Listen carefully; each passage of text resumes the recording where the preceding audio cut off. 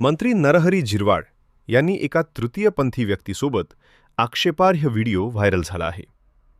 संपूर्ण महाराष्ट्रात दोघेही बाबा अशोक खरात या प्रकरणाने वातावरण अजून तापलेलं होतं.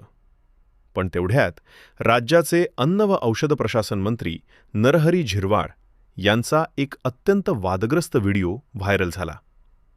या व्हिडिओमध्ये मंत्री नरहरी झिरवाळ हे एका सरकारी बंगल्यामध्ये त्यांच्या बेडरूममध्ये आहेत आणि तिथे त्यांच्या बेडवर एक तृतीयपंथी व्यक्ती आक्षेपार्ह अवस्थेत दिसली आहे. तिथे मद्यपान सुरू आहे. तिथे मांसाहारी पदार्थ देखील प्लेटमध्ये ठेवले असल्याचं त्या व्हिडिओमध्ये दिसतंय. हा व्हिडिओ काल रात्री व्हायरल झाला होता, पण आज या व्हिडिओचे सत्य समोर आलं आहे. मग या व्हिडिओमध्ये दिसणारा तो तृतीयपंथी व्यक्ती नेमका कोण आहे? त्याचं नाव काय आहे? तो व्यक्ती आणि नरहरी झिरवाळ याचे पूर्वीचे काय संबंध होते? या संदर्भातले फोटो देखील आज समोर आले आहे. हा व्हिडिओ नेमका कुणी काढला? या घटनेचा पडद्यामागचा सूत्रधार नेमका कोण आहे? कारण काल मंत्री झिरवाळ यांनी मुख्यमंत्र्यांची दुपारी भेट घेतली होती. हा व्हिडिओ आधीच आहे आणि तो व्हायरल होणार याची कल्पना त्यांना आधीच आली होती अशी चर्चा होती. म्हणून त्यांनी मुख्यमंत्र्यांची एक भेट घेतली अशी चर्चा झाली. मग या प्रकरणाचा मास्टरमाइंड कोण आहे? या व्हिडिओमुळे त्यांच्याबाबत काय घटना घडली आहे? जेव्हा या व्हिडिओचे सत्य समोर आलं, ते सत्य ऐकून महाराष्ट्र हादरला आहे अशा प्रकारची माहिती समोर येत आहे. हा व्हिडिओ समोर येताच झिरवाळ यांच्या राजीनाम्याची मागणी जोर धरू लागली. कारण या व्हिडिओमध्ये जे सत्य होतं ते सत्य वेगळंच होतं आणि आज जे समोर आलं आहे ते सत्य पूर्णतः वेगळं आहे. या व्हिडिओमधला जो तृतीयपंथी आहे त्याचा इतिहास तपासला गेला. तो व्यक्ती कोण? तो काय करायचा? याआधी त्याने काय अनेक लोकांबरोबर केलेलं आहे? जेव्हा हे सत्य बाहेर आलं तेव्हा महाराष्ट्राला खरंच प्रकरणात जेवढा धक्का बसला नव्हता त्यापेक्षा मोठा धक्का बसला आहे. मग या व्हिडिओचे नेमकं सत्य काय आहे? कोण आहे तो तृतीयपंथी व्यक्ती? हा व्हिडिओ कोणी काढला? हा व्हिडिओ काढण्यामागे कोणाचा हात आहे? हा व्हिडिओ बाहेर येण्यामागे कोण मास्टरमाइंड आहे? चला जाणून घेऊया या संपूर्ण प्रकरणाचा सविस्तर रिपोर्ट. एक घटना ज्याने महाराष्ट्राला हादरा दिला. खरं तर ही गोष्ट सुरू होते सोशल मीडियावर वणव्यासारखी पसरलेल्या एका व्हिडिओपासून. ही क्लिप साधीसुधी नव्हती, तर राज्यामध्ये एक वरिष्ठ व्यक्तिमत्व मंत्री नरहरी झिरवाळ एका शासकीय निवासस्थानात दिसत आहेत. व्हिडिओमध्ये त्यामध्ये आक्षेपार्ह स्थितीमध्ये एक तृतीयपंथी व्यक्ती चक्क बेडवर झोपला आहे. आता मात्र चर्चेचा विषय हे निवासस्थान नसून तिथे उपस्थित असलेली दुसरी व्यक्ती आहे. एका तृतीयपंथी व्यक्ती तिथे असलेली उपस्थिती आणि त्या ठिकाणचं वातावरण पाहून पानांच्या भुवया उंचावल्याशिवाय राहत नाही. व्हिडिओमध्ये नेमकं काय दिसलं? व्हिडिओमध्ये असं काय दिसलं की ज्यामुळे संपूर्ण महाराष्ट्रामध्ये चर्चा सुरू झाली? व्हिडिओमध्ये स्पष्टपणे दिसतंय दुर्वास साहेब खोलीत प्रवेश करतात. त्याचवेळी ती तृतीयपंथी व्यक्ती तिथे अगदी सहजपणे वावरत आहे. केवळ ती उपस्थित नाहीये, तर तिथल्या वस्तू, मांसाहाराचे, ताक आणि इतर काही पेयांच्या बाटल्या हे तिथलं काहीतरी वेगळं चित्र उभं करतात. तिथं जो कॅमेरा फिरत आहे तो कॅमेरा कधी हिरवा यांच्या चेहऱ्यावर स्थिर होतो, तर कधी सोफ्याच्या आडून चोरून हा सगळा प्रकार चित्रित केला जात असल्याचं त्या व्हिडिओमध्ये जाणवत आहे. हे चित्रीकरण पाहून असं वाटतं की कोणाला तरी हे जे व्हिडिओ होता तो जगासमोर आणायचा होता आणि त्यानं हा सापळा अगदी सावधपणे रचला गेला असं वाटू लागलं. मग या व्हिडिओतील सत्य काय आहे? या व्हिडिओची पार्श्वभूमी काय आहे? कोण आहे सूत्रधार? कोण आहे मास्टरमाइंड? हे सगळं आता समोर येणार होतं.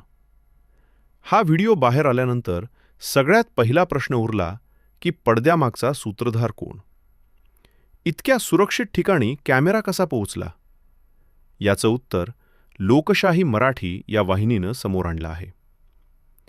रवी यादव नावाच्या एका व्यक्ती अचानक माध्यमांसमोर आला आणि त्यानं दावा केला की हा व्हिडिओ मी काढला आहे.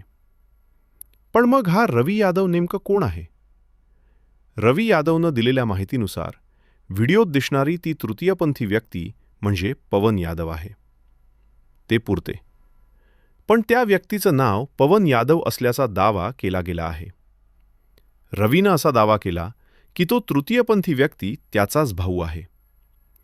पवनचं कारनामे ऐकून तपास यंत्रणा चक्रावून गेल्यात. आता रवी यादवनं पवन यादवचा व्हिडिओ काढला. इथपर्यंत ते खरंही होतं. पण जो तृतीयपंथी व्यक्ती पवन यादव तिथे उपस्थित होता, त्याचे नेमके संबंध काय? तो तिथे कशासाठी आला होता? आणि तृतीयपंथी व्यक्ती पवन यादव मग त्यांच्या बेडरूमपर्यंत पोचलाच कसा? त्याची पार्श्वभूमी काय? जेव्हा तपास करण्यात आला तेव्हा सगळ्यात भयानक सत्य बाहेर आलं. समोर आलेल्या माहितीनुसार पवनच व्यक्तिमत्व अत्यंत संशयास्पद आहे. तो मोठ्या नेत्यांशी आणि मंत्र्यांशी ओळख वाढवण्यात पटाईत होता. सुरुवातीला मैत्री करायचा, मग जवळीक, आणि त्यानंतर जवळीक याचा वापर करून संबंधित व्यक्तीला अडचणीत आणायचा, अशी त्याची पद्धत असायची. असा संशय व्यक्त केला जाऊ लागला. रवी यादव म्हणजे पवन यादवचा कथित भाऊ. त्याच्या दाव्यानुसार पवनच्या फोनमध्ये अशा अनेक बड्या राजकीय नेत्यांचे फोटो, व्हिडिओ असल्याचा दावा केला आहे. तो या व्हिडिओचा वापर करून स्वतःची कामं करून घेतो. आर्थिक फायदा, दबावतंत्राचा वापर करून घेतो, अशी शक्यता वर्तवण्यात आली. इतकंच नाही तर पवनने स्वतःच्या भावावर एक खोटे गुन्हे दाखल केल्याने 25 लाखाची मागणी केल्याचा आरोप समोर येत आहे. आता तपास जसजसा पुढे सरकू लागला तसं तृतीयपंथी पवन यादवची कुंडली बाहेर येऊ लागली. सूत्रांच्या माहितीनुसार पवनवर यापूर्वीच कुरार पोलीस ठाण्यात खंडणी आणि ब्लॅकमेलिंगसारख्या गंभीर कलमांखाली गुन्हे नोंदवण्यात आले आहेत. मात्र आश्चर्याची बाब म्हणजे अशा गुन्हेगारी पार्श्वभूमीच्या व्यक्तीचा मंत्र्यांसोबत वावर कसा काय असू शकतो? काही जुने फोटो आता व्हायरल व्हायला लागले, ज्यामध्ये झिरवाळ साहेब पवन यादवचा सत्कार करताना दिसत आहे, तर कधी त्याला पुष्पगुच्छ देताना दिसत आहे.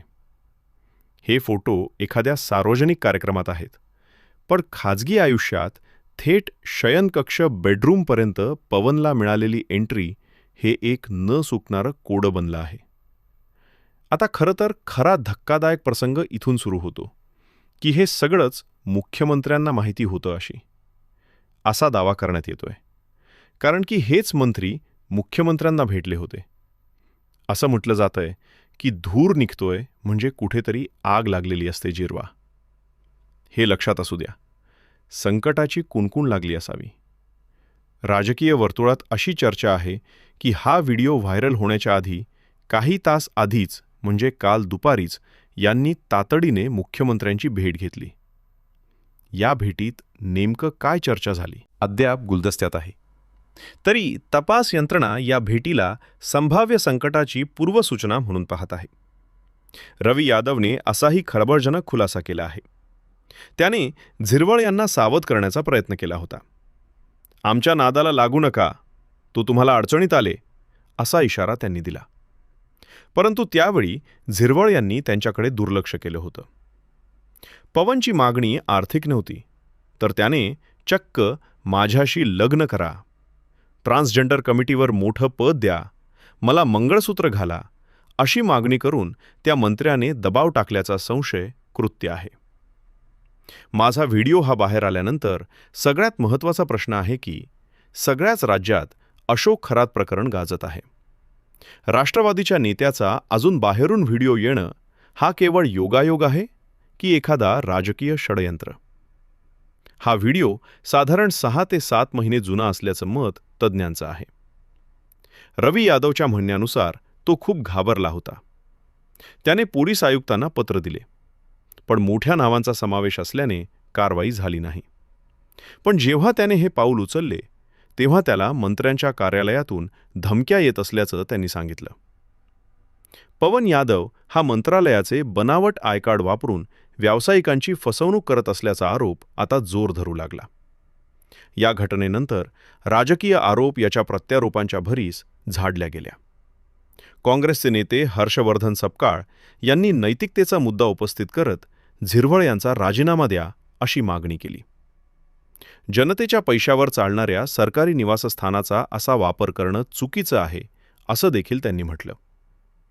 अंजली दमानिया यांनी किती काळ याच्यावर केली आहे? आता तपास यंत्रणा या व्हिडिओचा शोध घेत आहेत. यामधली सत्यता तपासत आहेत. येणाऱ्या काळात नक्कीच या बेडरूममधील व्हिडिओचे सत्य बाहेर येणार आहे. सरकारी बंगल्यात केली ती रहस्यमय पार्टी. तो लपवलेला कॅमेरा की एका जबाबदार मंत्र्याचे कथित रूप? तुम्हाला काय वाटतं? हे राजकारणातले काळा शर्यत आहे की झिरवाळ यांच्याकडून झालेली मोठी चूक? नक्की कमेंटच्या माध्यमातून कळवा. चॅनलला नवीन असाल तर सबस्क्राईब करा. धन्यवाद.